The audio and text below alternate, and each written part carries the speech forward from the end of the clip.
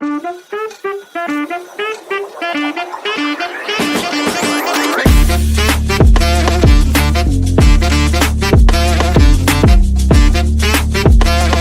Guys, good morning, welcome to my new vlog. तो भाई आज की वीडियो होने वाली है दोबारा से बहुत ही स्पेशल। आप लोगों की डिमांड पे लेके आ चुका हूँ भाई दोबारा से एक रिव्यू व्हीकल का। वो रिव्यू रहने वाला है भाई मेरी जुपिटर 110 सीसी का, जो कि नई फेस लिफ्ट में ऐसी दिखाई देती है। इसका मैं ओनरशिप रिव्यू भी होगा इसमें और पूरा फुल रिव्यू भी होगा, क्योंकि मेरे को इसको लिए हुए 1 साल हो चुका है और मेंटेन रखी हुई है भाई मैंने, बिल्कुल मतलब बहुत प्यार से करता हूँ। हल्का एक कहीं अगर आप देखो तो वो होगा, अभी दिखा भी दूंगा वीडियो में, डेंट वगैरह।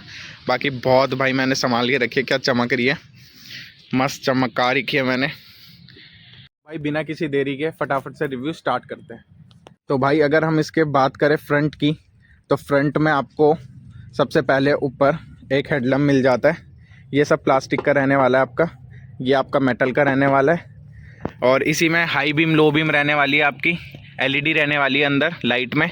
ये आपका मेटल का आ जाता है। ये नंबर प्लेट, ये आपकी डीआरएल वाइट कलर की, नीचे प्लास्टिक पार्ट आ जाता है और ये नीचे मेटल का दोबारा से मडगार्ड आ जाता है। और यहाँ पे थोड़ा सा यही डेंट की बात कर रहा था, ये लग गई थी, गाड़ी वाले ने मार दी थी, ये रोक दी थी एकदम इमरजेंसी ब्रेक, तब लग गई थी। और ये हमारी एसेसरीज़ का पार्ट है, ये भी हमारा एसेसरीज़ का पार्ट है। तो ऐसे कुछ फ्रंट लुक रहने वाली है। और फ्रंट लुक में बताऊं तो भाई ये पूरी डीआरएल जलती है, ये ऐसी डमी पीस नहीं है। दिखा देता हूँ, देखो भाई ये पूरी डीआरएल जलती है, ये डमी पीस नहीं है। अगर मैं इसमें हज़ार्ड जलाऊं, ये हज़ार्ड का भी काम करती है और इंडिकेटर का भी काम करती है। दिखा देता हूँ, देखो भाई ऐसे कुछ रहने वाले इंडिकेटर इसके अंदर। साइड में बहुत प्यारी सी लुक है, मेरे को तो पहली बार में ही पसंद आ गई थी। इस साइड से भी साइड का इंडिकेटर रहने वाला है। ये बात करें साइड लुक की, तो साइड लुक में बीच में आपको जैसे नॉर्मल स्कूटी में मिलता है वो मिलता है। और यहाँ पे इसका एक जुपिटर की बैजिंग मिल जाती है आपको। यहाँ पे थोड़े बहुत स्क्रैचेस मिल जाते हैं आपको मेरी स्कूटी में। यहाँ पे आपको ये लेडीज़ फुट रेस्ट मिल जाता है, एक फुट रेस्ट यहाँ पे मिलता है जो सब में मिलता है। नीचे आपको किक आ जाती है एक।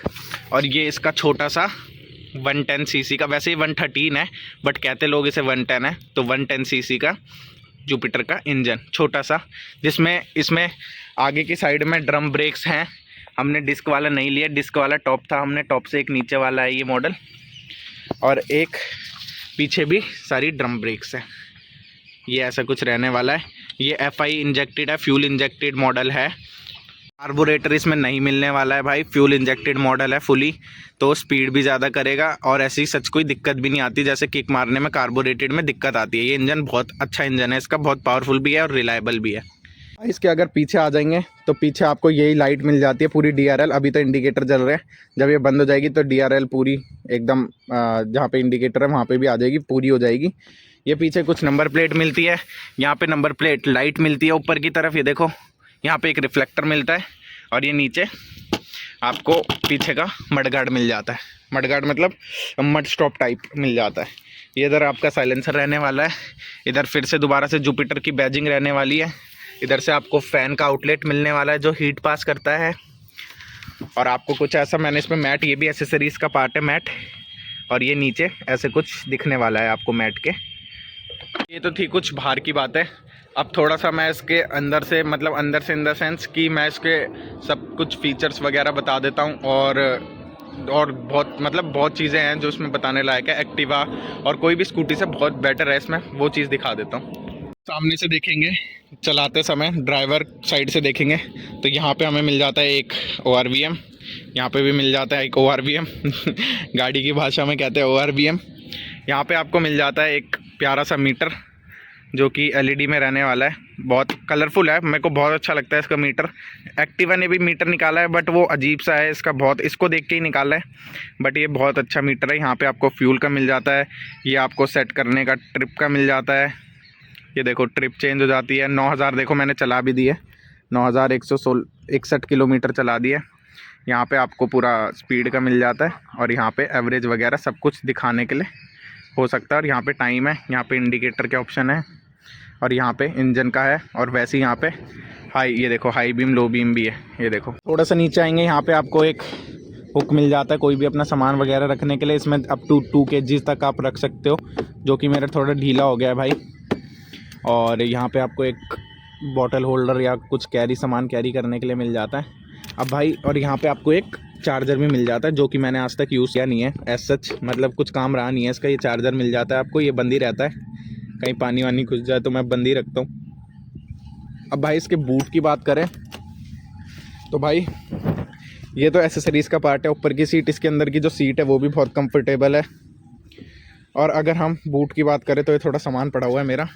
आपको पूरा फुल बूट मिल जाता है भाई, ये देखो फुल बूट आप यूज़ कर सकते हो इसका। ऐसा कुछ नहीं है कि यहाँ तक टैंक है बस यहीं तक यूज़ कर सकते हो, पीछे टैंक है ये वो, क्योंकि भाई ऐसा कुछ भी नहीं रहने वाला है इसमें।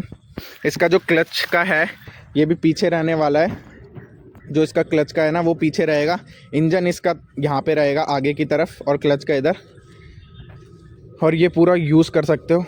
तो भाई कुछ लोग कहेंगे भाई यहाँ पे फ्यूल का कहाँ मिलता है, तो भाई फ्यूल का आपको ये मिल जाता है, ये देखो फ्यूल का ऐसे मिल जाता है, यहाँ से जाएगा। और आज इसका फ्यूल टैंक है यहाँ पे, ये इसका फ्यूल टैंक है। अगर साइड से दिखाऊं, ये जो भाई ये देख रहे हो ना, ये यहाँ इसके अंदर इसका फ्यूल टैंक है, 5-5.5 लीटर का फ्यूल टैंक है यहाँ पे।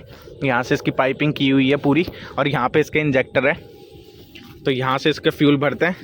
E20 पेट्रोल तक जा सकता है, इसमें कोई दिक्कत नहीं रहने वाली है। आजकल लोग बोल रहे हैं E20 दिक्कत दे रहा है, कोई दिक्कत नहीं। और यहीं से इसका रहने वाला है, अगर यहीं से इसका देखो चाबी से रहने वाला है। अगर हम लेफ़्ट की साइड घुमाते हैं पुश करके तो लॉक हो जाता है, और राइट की साइड अंदर पुश करके घुमाते हैं तो इसका टैंक खुल जाता है। तो भाई बहुत ही सिंपल मैकेनिज़्म रहने वाला है जुपिटर का। भाई जो इसका मीटर रहने वाला है ना, इसका मीटर रहने वाला है भाई फुली कनेक्टेड, जहाँ मैं आपको दिखा देता हूँ। ये देखो स्मार्ट एक्स कनेक्ट की बैजिंग आ जाती है इसमें। और एक और बैजिंग दिखा देता हूँ भाई, जो दिखाई नहीं थी, अब दिखाता हूँ एक साथ। IGo assist, TVS iGo assist. तो भाई कुछ लोग कह रहे होंगे TVS आईगो असिस्ट क्या है, या TVS ये स्मार्ट कनेक्ट क्या है। तो भाई जो TVS के व्हीकल यूज़ कर रहे होंगे ना, अपर मॉडल के या लोअर मॉडल के भी, अगर उन्हें थोड़ी भी नॉलेज होगी, तो भाई ये है एक ऐप है TVS स्मार्ट एक्स कनेक्ट करके, उसको डाउनलोड करते हैं। अगर मैं आपको मीटर में दिखाऊं तो पूरे मीटर में फिर मतलब आइकन शो होते हैं। जब आप ऐप से कनेक्ट करोगे तो उस सारे आइकन में कुछ ना कुछ दिखाएगा आपका। ये देखो भाई मीटर अभी बंद है, मैंने ऑन किया तो ये देखो जितनी भी सारी चीज़ें दिखा रही है, ये मैप वगैरह सब कुछ लिखा हुआ। दोबारा से ऑन करता हूँ, ये देखो यहाँ पे ऊपर आएगा, ये देखो कॉल वगैरह सब कुछ दिखाने वाला है भाई, अगर आप इसको कनेक्ट करते हो तो। ये देखो इसमें ब्लूटूथ मोड आ गया, आपको ब्लूटूथ से कनेक्ट करना है बस इसको, इसकी ऐप में जाके अपना जो भी होगा मोबाइल नंबर से रजिस्टर करके, जैसा भी आपको बता ही देंगे सर्विस वाले। अगर किसी को नहीं पता होगा तो मैंने तो खुद ही कर लिया था भाई घर में, बहुत इजी है। तो बस ब्लूटूथ से कनेक्ट करना है, बाकी कोई ऐसे दिक्कत नहीं रहने वाली है भाई। उसमें आपको सब दिखा देगा कि कितना ट्रिप चली है, कितना फ्यूल उस ट्रिप में कंज्यूम हुआ है, लास्ट एवरेज इसकी क्या निकली थी ट्रिप से, सब कुछ दिखा देगा उसमें। आ जाते हैं इसकी इंजन नॉइस पे, और जो इसका वो साइलेंसर आवाज़ करता है, दिखा देता हूँ आपको कैसी आवाज़ रहने वाली है। सबसे पहले यहाँ से ऑन करते हैं, देखो अभी शांत है बिल्कुल, ऐसा कुछ इसका ये आवाज़ करता है, देख लो। और अगर हम रेस देंगे तो ये कुछ ऐसा हो जाएगा, देखना अभी।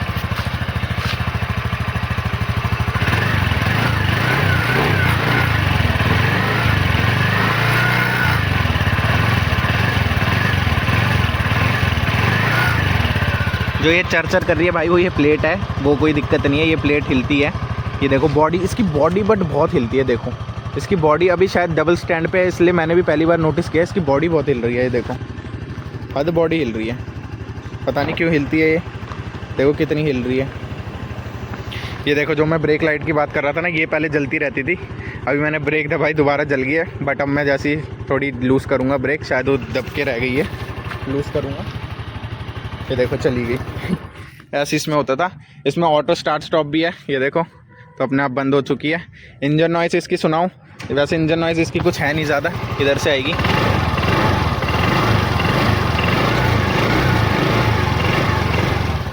और स्पीडोमीटर भी इसका देख लो, स्पीडोमीटर ऐसे है। और ये रहा इसका iGo assist feature. IGo assist feature ये है भाई, असिस्ट रेडी। अगर आप एकदम से रेस देते हो ना मतलब, तो भाई बहुत सही मिलता है। मैं आपको दिखा देता हूँ, देखो फोकस हट गया, एक सेकेंड, देखो दिखा देता हूँ आपको।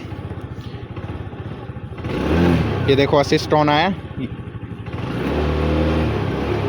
ये देखो असिस्ट ऑन हो जाता है, मतलब आपको 0.2 या 3 एनएम का टॉर्क ज़्यादा मिलता है। तो आपको इसमें 0.2 या 3 एनएम का टॉर्क ज़्यादा मिलता है भाई जब आपका ये असिस्ट ऑन होता है। ये मेनली हाईवे के लिए बनाया है, सिटी के लिए ये मतलब इतना फीचर यूज़फुल नहीं है, क्योंकि सिटी में भाई इतना नहीं भागती है स्कूटी।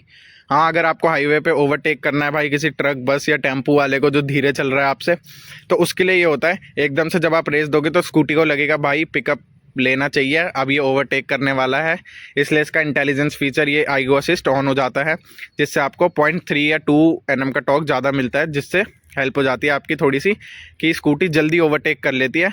अगर आप पे लोड भी है तब भी जल्दी ओवरटेक कर लेगी। मैंने इसे यूज़ किया, बहुत अच्छा फीचर है। पावर जब आती है इसमें आईगो असिस्ट है तो भाई फील होती है पावर की, हाँ भाई पावर आ रही है, इंजन पावर एक्स्ट्रा प्रोड्यूस कर रहा है। इंजन तो करता ही है, इसकी जो आगे बैटरी लगी है ना वो इसमें 0.2 to 3 एनएम का टॉर्क ज़्यादा देती है, तो बैटरी और इंजन दोनों काम करते हैं उस समय मिलके, तब जाके इसका टॉर्क बढ़ जाता है थोड़ा सा। तो भाई रिव्यू तो हो गई, अब देते हैं ओनरशिप एक्सपीरियंस की कैसी रही है। भाई मेरे साथ ये मैंने ली थी पिछले धनतेरस में, दिवाली में, अब दोबारा से दिवाली चली भी गई है, अक्टूबर एंड में ली थी। तो भाई अब 1 साल हो चुका है स्कूटी को हमारे पास, तो अब 1 साल बाद आपके साथ शेयर करता हूँ मेरे को क्या क्या दिक्कत फेस करनी पड़ी और क्या क्या इसकी अच्छाई है, सब कुछ मैं बताने वाला हूँ आपको। पहले इसकी पॉजिटिव की बात कर लेते हैं। एक तो इसकी सबसे पहली चीज़ भाई जो मेजर चीज़ है, इसकी हैंडलिंग बहुत अच्छी है। अगर आप घुमाओगे ना बहुत सॉफ्ट है, कहीं पे कोई भार लगता नहीं है कि स्कूटी कहीं पे लीन ज़्यादा कर रही है या हम गिर जाएंगे कहीं कट वट पे। अगर कोई स्टीप कट भी है, अगर आप बैलेंस करके चला रहे हो तो कहीं इसकी हैंडलिंग में दिक्कत नहीं आती है भाई। सेकंड जो है भाई, एक तो स्मूथली चलती है, ऊपर से भाई जो सेकंड चीज़ होती है वो है स्मूथली जो इसकी सीट है वो कितनी कंफर्टेबल है और कितनी क्या है। तो भाई जो इसकी सीट है ना, अगर आप मेरी बात सच्चाई नहीं मानोगे, सेगमेंट की सबसे लंबी सीट है और मतलब इसमें आराम से 3-4 जने भी बैठे ना हम तो आराम से बिना किसी दिक्कत के हम फिट हो सकते हैं। बट बैठना नहीं चाहिए स्कूटी पे भाई, सस्पेंशन बैठ जाएंगे आपके नीचे के। अगर हम इस पे 3-4 जने भी बैठे ना आराम से, तो भाई बहुत सेगमेंट की सबसे लंबी सीट ऑफर करती है ये वाली स्कूटी, जो आपको एक्टिवा या फिर रेजर वगैरह कहीं भी नहीं दिखती इसके आसपास। इतनी लंबी सीट ऑफर करती है क्योंकि भाई इसका फ्यूल टैंक चले गया है आगे। और जो इसकी चीज़ है भाई वो है इसकी ब्रेकिंग। अभी तो खैर मैं सर्विस करा के लाऊं, ब्रेक टाइट हो चुकी है, बट भाई जो इसकी ब्रेकें है ना बहुत अच्छी ब्रेक है, मतलब एकदम आपको बिल्कुल कॉन्फिडेंस आता है रोकने में। इसकी ब्रेक ना अभी ढीली हो गई थी, वो मैंने टाइट कराई है, बट ढीली ब्रेकों में भी ये बहुत अच्छी ब्रेकिंग कर रही थी। और जबकि ड्रम ब्रेक है, डिस्क भी नहीं है भाई, बहुत सही हो गई है इसकी ब्रेकिंग अब तो और भी ज़्यादा। भाई अभी जो इसकी लास्ट चीज़ है, last but not the least, तो भाई मैं बता देता हूँ अभी आपको। जो इसकी भाई स्कूटी की बॉडी है ना, जो मेटल फ्रेम से बनी है, बहुत एक्सीलेंट है भाई। कहीं पे भी ना गड्ढों में जाके खटखट खुटखट भाई कहीं नहीं बचता। इसकी बैटरी वगैरह आगे लगी रहती है। कभी कभी होता है भाई एक्टिवा वगैरह में वो जंग खा के ना, जंग तो खैर थोड़ा टाइम में लगता है बट आवाज़ करने लग जाती है कहीं ना कहीं से। ये भाई भगवान की दया से कहीं मेरे को आज तक आवाज़ करके नहीं दी। जहाँ से की है मतलब मेरी गलती से की है कि यहाँ से लग जाती है कभी कभार, तो ये मडगार्ड मैंने उठवा दिया था। यहाँ से कोई दिक्कत नहीं है, ना ब्रेक कभी आवाज़ करते हैं ना कोई बॉडी आवाज़ करती है। भाई बहुत सही बॉडी बनाई है इस बारी जुपिटर ने, फेस लिफ्ट ही निकाल दी, बहुत तगड़ी निकाली है। तो भाई अगर हम बात कर लेना इसके कॉन्स की, तो इसके कॉन्स भी भाई हमें थोड़े नेगेटिव तरफ जाते हुए दिखते हैं। सबसे पहला कॉन्स इसका जो है ना, ये है भाई इसका ये वायर चार्जर। ये जो इसका चार्जर है ना, ये शुरू में ना मेरे को दिक्कत दे रहा था, ये चार्ज नहीं करता था। अब इसका कोई अंदर से इनपुट हिल गया था या इस पर आउटपुट नहीं आ रहा था बैटरी से, पता नहीं क्या हो रहा था, बट ये चार्ज नहीं कर रहा था। फिर मैंने दिखाया कंपनी में, सर्विस सेंटर जब मैं गया था तो फिर सही कर दिया था उन्होंने, एक अब चार्ज कर रहा है। बट अब मैं लगाता नहीं हूँ इस पर, क्योंकि भाई इस पर चार्ज लगाओ ना तो फ़ोन हीट करने लग जाता है, मतलब थोड़ी देर में ही ना। वायर्ड चार्जर से वैसे होता नहीं है बट फ़ोन इससे कुछ ज़्यादा हीट करने लग जाता है, तो मैं इसे यूज़ भी नहीं करता भाई। सेकंड जो इसकी चीज़ है ना, मैं अभी परसों ही सर्विस करा के लाया, अब मेरे को समझ नहीं आ रहा भाई वो क्यों हुआ है कि सर्विस से पहले ना मेरी ब्रेक्स ढीली थी और स्कूटी एकदम स्मूथ चल रही थी। अब ना उन्होंने सर्विस के बाद ब्रेक्स तो टाइट कर दी है, टायर भी अच्छे से चल रहे हैं, कोई दिक्कत नहीं है कि ब्रेक्स एकदम टाइट कर दियो टायर नहीं चल रहे, एकदम टायर भी चल रहे हैं। बट भाई ये ना थोड़ी हार्ड सी लग रही है मेरे को चलती। मैंने सर्विस में इसका कराया था, अभी पिछली वीडियो नहीं देखी तो जाके देख लेना। इंजन ऑयल, क्लच ग्रीसिंग वगैरह, क्लच ऑयल वगैरह सब सेम चेंज करवाया था। भाई पता नहीं क्यों हार्ड सी चल रही है थोड़ी सी, तो ये दिक्कत मेरे को फेस हो रही है। अभी थोड़ा सा अगर ये ज़्यादा होती है कि और हार्ड चलने लगती है तो मैं जाऊंगा सर्विस सेंटर और ये बात करूंगा उनसे कि भाई ऐसा क्यों हो रहा है। और भाई लाइटिंग में भी मेरे को आज तक कोई दिक्कत नहीं आई है, अभी से शुरू से अब तक, ना DRL में ना यहाँ पे। बस ये है कि ये ब्रेक लाइट जो थी ना ये जलती रहती थी, बट मैं परसों गया तो उन्होंने जुगाड़ करके इसको भी, मतलब जैसे ब्रेक लाइट अलग जलती है इसमें बीच में, और ये पूरी DRL अलग जलती है। तो ये है ना यहाँ पे जलती रहती थी, तो अब मैंने ये ठीक करा दिया। तो अब ये पूरी DRL, अब ब्रेक मारेंगे तभी ये लाइट जलेगी। मैं एक और कौन है जो भाई, मैं सुबह सुबह से स्टार्ट करता हूँ ना, तो भाई ये पता नहीं क्यों भाई कांपती है, पता नहीं क्यों, मुझे भी समझ नहीं आता। जो जैसे ही मैं सुबह से स्टार्ट करता हूँ ना, ये गाड़ियों की तरह कोल्ड स्टार्ट मांगती है, और कोल्ड स्टार्ट कर दो फिर सही चलती है। मतलब कभी कभार होता है कि उसमें भी सही नहीं चले, कांपते हुए चलती है कि जैसे सब कुछ पुर्जे वगैरह ना इसके बिखर जाएंगे, अभी टूट के गिर जाएंगे। बहुत ज़्यादा कांपती है सुबह सुबह। अगर मैं इसे चलाऊँ ना पूरी रात भर, वैसी ठंड हो गई है, बट गर्मियों में भी ये कांपती है थोड़ी बहुत। फिर उसके बाद मैं जब कोल्ड स्टार्ट करता हूँ अच्छे से तो इतना कुछ नहीं होता। बल्कि मैंने इसकी जो क्लच ग्रीसिंग है ना वो भी करवा रही है, ग्रीसिंग क्लीनिंग जो भी कहते हैं वो भी करवा रही है। जैसे मैं 2-3 सर्विस से करवा ही रहा हूँ, वो इसकी 5th सर्विस भी हो चुकी है, वो भी करवा रही है। पता नहीं क्यों कांपती है ये, पूरा आगे से लेके पीछे तक भाई बहुत कांपती है ये। तो भाई अगर किसी के पास ये वाली जुपिटर है न्यू वाली, तो मेरे को बताना भाई कि आपकी भी ऐसी कांपती है या क्या क्या उसमें दिक्कतें हैं, या क्या क्या अच्छी बात लगी आपको, तो वो भी कमेंट सेक्शन में बता देना नीचे। भाई बात करें अगर जुपिटर से एसेसरीज़ लेने की, तो मैं तो आपको रिकमेंड करूंगा कि भाई मत ही लो एसेसरीज़। ये मैंने एसेसरीज़ ली थी, ये जुपिटर की तरफ से ही आई है मेरे को सारी एसेसरीज़। अब इस पर ब्रांडिंग तो देखो, ये जुपिटर की है ब्रांडिंग, तो ये कंपनी ने ही दी थी मेरे को जब मैंने ली थी भाई नई। ये मैंने नवादा से लिया, देख लो, TVS राइड नवादा, ये सब वहीं से हुआ है कंपनी से। तो भाई जो इसका पीछे का, ये जो पीछे की होती है ना, पीछे की जो एसेसरीज़ होती है यहाँ से पूरी कवर्ड रहती है, जो भाई इतनी गंदी थी ना वो। यहाँ से जो एसेसरीज़ डंडियाँ होती है ना वो स्टील की, भाई टूटने लग गई थी। मैंने उसे 3-4 बारी वेल्ड करा दिया, फिर भी नहीं भाई वो हुई। तो मैंने एट दी एंड उसे निकाल ही दिया कि भाई बहुत आवाज़ करती थी, खटखट। मैंने निकाल दिया। आगे की एकदम ठीक है, तो आगे की वैसी रखी है मैंने। और अब भाई थोड़ा सा ये भी होता है, जैसे ना मेरा ये लॉक भी हल्का सा अटक जाता है, मतलब कभी कभार। अब शायद वो चाबी घिस गई हो, इसकी वजह से हो रहा है, या फिर पता नहीं किसकी वजह से हो रहा है। ये ना लॉक कभी कभार अटक जाता है, ये देखो, जैसे चाबी ना अटक जाती है थोड़ी सी जाने में, और कभी कभार तो घूमती भी नहीं है यहाँ पे, फिर दोबारा निकाल के डालनी पड़ती है। पता नहीं क्या हो रहा है लॉक में। और अभी इसका डिग्गी का जो बूट का वो है ना लॉक, मैं दिखा देता हूँ आपको। ये देखो, जो बूट का लॉक है ना ये भी अटक गया था एक दिन परसों ही। तो भाई ये भी मैंने दोबारा से ऐसी यहाँ से वो किया, यहाँ से दोबारा से ऑन ऑफ किया बूट के लॉक को, तो ठीक हो गया था वो भी। और जब मैंने ये स्कूटी ली थी ना भाई, आपको एक चीज़ दिखाता हूँ, बहुत ही फ़नी चीज़ है। जब मैंने ये स्कूटी ली थी ना, बिल्कुल न्यू आई थी, धनतेरस के टाइम हमने ली थी। ये जो इसका सीट कवर है और ये जो इसका मैट है ना भाई, ये हमें दे रखे हैं जुपिटर 125 के। जुपिटर 125 का दे रखा है हमें ये सब लगा के, क्योंकि भाई उनके पास अवेलेबल ही नहीं था। अगर आपको यकीन ना हो तो ये देखो, लिखा हुआ है इस पर जुपिटर 125, देखो दिख रहा है ना। ये सीट कवर भी जुपिटर 125 का है, ये मैट भी जुपिटर 125 का है, और जो हमें बुकलेट मिलती है ना भाई वो भी 125 की दे रखी थी उन्होंने। मैं उसके हिसाब से सर्विस करा रहा था, बट फिर मैं 2000 किलोमीटर पर पे करा देता हूँ अब।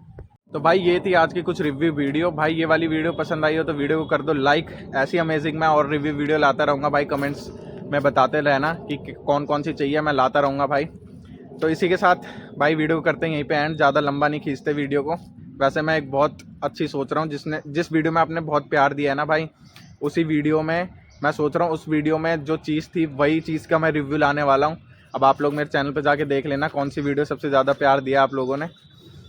तो भाई मिलते हैं नेक्स्ट वीडियो में, जब तक के लिए गुड बाय।